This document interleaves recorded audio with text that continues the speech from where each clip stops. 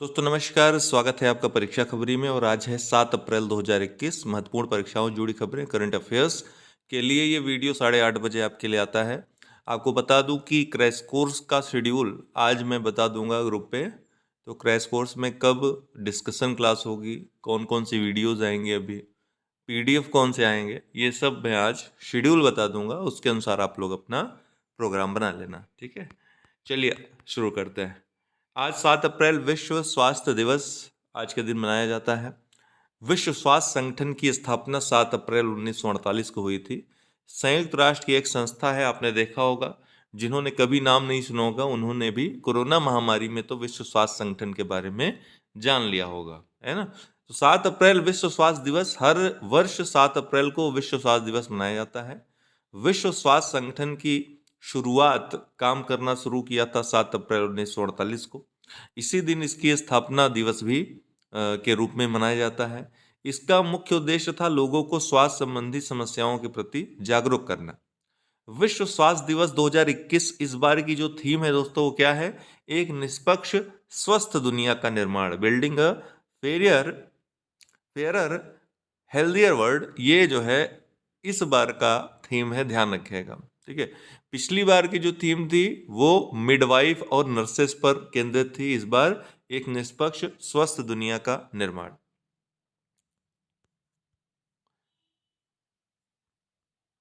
विश्व स्वास्थ्य दिवस संगठन के बारे में अगर बात करें तो स्वास्थ्य क्षेत्र के लिए संयुक्त राष्ट्र की विशेष एजेंसी विश्व स्वास्थ्य संगठन की स्थापना 7 अप्रैल 1948 को हुई थी। इसका मुख्यालय दोस्तों जेनेवा में है। मुख्यालय जान लीजिएगा, स्विट्जरलैंड में। वर्तमान में 194 देश WHO के सदस्य हैं। 150 देशों में इसके कार्यालय होने के साथ साथ इसके 6 क्षेत्रीय कार्यालय भी हैं, ध्यान रखिएगा। 6 क्षेत्रीय कार्यालय हैं।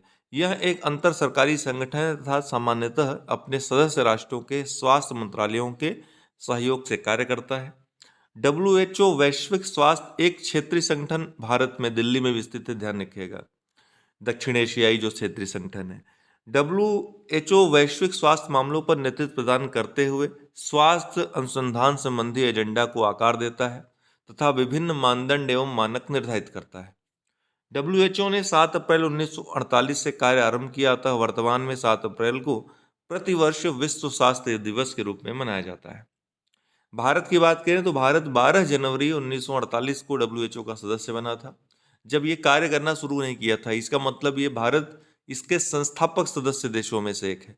WHO का दक्षिण पूर्व एशिया का क्षेत्रीय कार्यालय भारत में नई दिल्ली में स्थित है, ध्यान रखिएगा।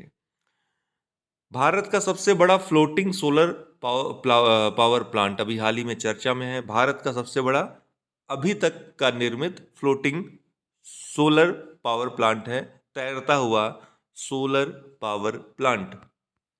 तो भारत का सबसे बड़ा तैरता हुआ सोलर पावर प्लांट तेलंगाना में स्थापित किया जा रहा है। National thermal power corporation limited NTPC Ramagundam Peddapalli जिले तेलंगाना में अपने थर्मल पावर प्लांट के जलाशय में 100 मेगावाट की बिजली उत्पादन क्षमता सहित भारत के सबसे बड़े फ्लोटिंग सोलर प्लांट तैरता हुआ सौर ऊर्जा संयंत्र का निर्माण कर रहा है। यह सौर परियोजना 4.5 लाख फोटो वोल्टिक पैनलों के साथ, जिससे कि जो फोटो वोल्टेइक करंट उत्पन्न होती है और प्रकाश ऊर्जा को विद्युत ऊर्जा में बदला जाता है, इसके साथ 450 एकड़ में फैली होगी। इस परियोजना की अनुमानित लागत जो है लगभग 423 करोड़ रुपए है।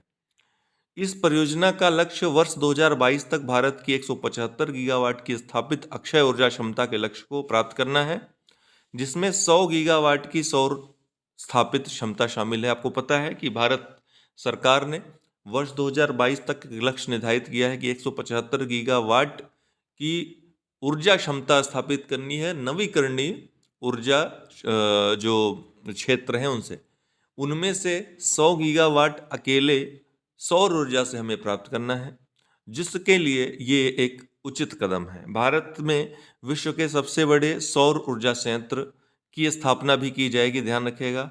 600 मेगावाट की दुनिया की सबसे बड़ी सौर ऊर्जा परियोजना का निर्माण मध्य प्रदेश में नर्मदा नदी पर ओंकारेश्वर बांध में किया जाएगा। इस सौर ऊर्जा संयंत्र में बिजली का उत्पादन वर्ष 2022-23 तक शुरू हो जाएगा। इस सौर परियोजना में अनुमानित निवेश 3,000 करोड़ रुपए है। ये floating solar energy panel 600 megawatt बिजली उत्पादन की क्षमता पर। राजस्थान सरकार का बड़ा फैसला, राज्य के सभी परिवारों को 5 लाख का हेल्थ इंश्योरेंस। तो राजस्थान देश का पहला राज्य बन गया है जहां प्रत्येक परिवार को हर वर्ष 5 लाख रुपए का स्वास्थ्य बीमा मिलेगा। इसमें आर्थिक रूप से गरीबों को बिना किसी प्रीमियम के यह बीमा मिलेगा, अर्थात कोई प्रीमियम नहीं। जबकि अन्य सभी परिवारों को योजना का लाभ लेने के लिए 850 रुपए का वार्षिक प्रीमियम देना होगा। तो सभी के लिए है, गरीबों को नहीं देना पड़ेगा प्रीमियम। जो गरीब नहीं है अन्य परिवार वालों को 850 रुपए का वार्षिक प्रीमियम देना होगा। योजना का लाभ लेने के लिए राज्य के सभी परिवार योग्य होंगे, ध्यान रखिएगा, कोई लिमिट नहीं है। तो महाराष्ट्र के सिंधुदुर्ग क्षेत्र को किया गया जैव विविधता विरासत स्थल घोषित। किसको? सिंधुदुर्ग क्षेत्र, महाराष्ट्र को। इस क्षेत्र में एक दुर्लभ मीठे पानी की मछली प्रजातियों की खोज की गई थी। सिंधुदुर्ग जिले की सावंतवाड़ी तहसील में अंबोली के पास सिस्टूरा हिरण्यकेशी नाम की नई मीठे पानी की मछली की प्रजाति की खोज की गई थी। सिस्टूरा हिरण्यकेशी सिस्टूरा की एक दुर्लभ उपप्रजाति है जो एक छोटी मीठे पानी की क्या है? मछली है ये। इस मछली का नाम अंबोली गांव के पास हिरण्यकेशी नदी के नाम पर रखा गया है। सिस्टूरा एक छोटी और रंगीन मछली है जो मीठे पानी और जल धाराओं में निवास करती है, जिसमें ऑक्सीजन की प्रचुरता होती है। तो किस कारण किया गया ये भी ध्यान रखिएगा, प्रजाति कौन सी है। इंजेन्यूटी हेलीकॉप्टर, ये क्या है दोस्तों? तो नासा के इंजेन्यूटी मिनी हेलीकॉप्टर को हाल ही में पहली उड़ान भरने के लिए मंगल की सतह पर उतार दिया गया है। तो किसकी सतह पर? मंगल ग्रह की। इस हेलीकॉप्टर को परसीवरेंस रोवर, जिसने इसी वर्ष 18 फरवरी को मंगल ग्रह की सतह को स्पर्श किया है, उसके अधोभाग में जोड़ा गया था। ध्यान रखिएगा, ये उसी का एक अंग था परसीवरेंस रोवर का। परसीवरेंस रोवर जुलाई 2020 में लॉन्च किया गया था नासा के द्वारा। मंगल ग्रह पर परसीवरेंस अभियान का मुख्य उद्देश्य खगोल जीव विज्ञान, ये भी पूछता है कभी कभी कि क्या उद्देश्य है, खगोल जीव विज्ञान, एस्ट्रोबायोलॉजी का अध्ययन तथा प्राचीन सूक्ष्म जीवीय जीवन के खगोलीय साक्ष्यों की खोज करना है। विश्व का सबसे ऊंचा रेलवे पुल भारत में बना है, आपको पता है, चिनाब नदी पर, चिनाब पुल। तो भारतीय रेलवे ने हाल ही में दुनिया के सबसे ऊंचे रेलवे पुल चिनाब पुल के आर्क क्लोजर को पूरा किया है। यह पुल ऊधमपुर श्रीनगर बारामूला रेल लिंक किसको किसको जोड़ती है, ध्यान रखिएगा, उसका एक हिस्सा है। यह पुल चिनाब नदी के ऊपर बनाया गया है। यह नदी के तल से 359 मीटर की ऊंचाई पर बनाया जा रहा है। यूपीपीसीएस ऊंचाई और लंबाई बहुत पूछता है। यह पेरिस के एफिल टावर से भी ऊंचा है, जिसकी ऊंचाई 324 मीटर है। बहुत महत्वपूर्ण है, ध्यान रखिएगा ये। एक स्वास्थ्य सूचना platform, integrated health information platform क्या है? केंद्रीय स्वास्थ्य मंत्री डॉक्टर हर्षवर्धन ने हाल ही में एकीकृत स्वास्थ्य सूचना मंच का शुभारंभ किया। स्वास्थ्य मंत्रालय के अनुसार भारत ऐसा उन्नत निगरानी प्रणाली अपनाने वाला पहला देश है।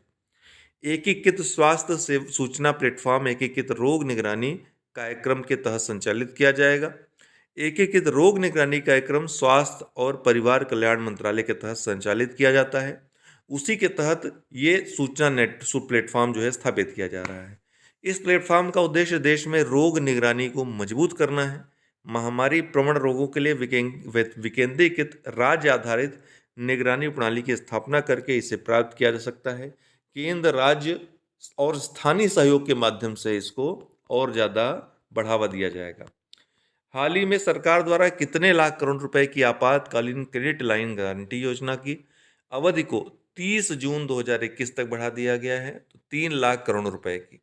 हाल ही में सरकार द्वारा 3 लाख करोड़ रुपए की आपातकालीन क्रेडिट लाइन गारंटी योजना को अवधि को 30 जून 2021 तक बढ़ा दिया गया है तथा इसके दायरे को आतिथ्य, यात्रा और पर्यटन जैसे क्षेत्र तक विस्तारित किया गया है। इसका उद्देश्य राष्ट्रव्यापी जो तालाबंदी हुई थी, लॉकडाउन हुआ था, उसके कारण अपनी परिचालन देनदारियों को पूरा करने हेतु संघर्ष कर रहे छोटे व्यवसायों को सहायता या समर्थन प्रदान करना था। इस महिला अभिनेता ने प्रमुख भूमिका में उत्कृष्ट प्रदर्शन के लिए SAG पुरस्कार जीता है। किसने? वियोला डेविस ने। तो इस बार के 27वें स्क्रीन अभिनेता गिल्ड अवार्ड SAG पुरस्कार में चैडविक बोसमैन ने सर्वश्रेष्ठ पुरुष अभिनेता के लिए SAG पुरस्कार जीता और वियोला डेविस ने सर्वश्रेष्ठ महिला अभिनेत्री का सम्मान जीता। वियोला डेविस एक अमेरिकी अभिनेत्री और निर्माता हैं, ध्यान रखिएगा दोनों का नाम। किस देश की महिला क्रिकेट टीम ने सबसे अधिक वनडे जो 50 ओवर का मैच होता है जीत दर्ज करने का विश्व रिकॉर्ड बनाया है? तो ऑस्ट्रेलिया ने।